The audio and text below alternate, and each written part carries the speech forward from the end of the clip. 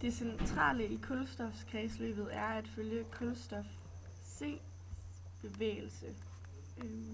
Nedbør af svagt sur opløser klipper herunder kalk, der føres til havet. Organismer optager kalk til skeletopbygning. Når organismerne dør, falder disse til bunds. Når trykket bliver højt nok, dannes kalksten og andre bjergarter.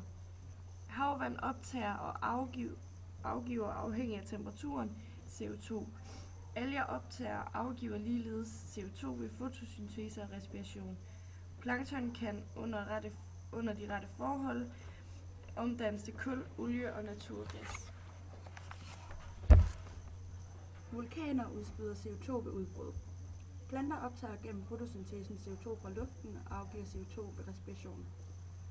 For eksempel afgiver køer CO2 ved prutter. Ved forrådnelse af dyr og planter frigives der CO2 til atmosfæren.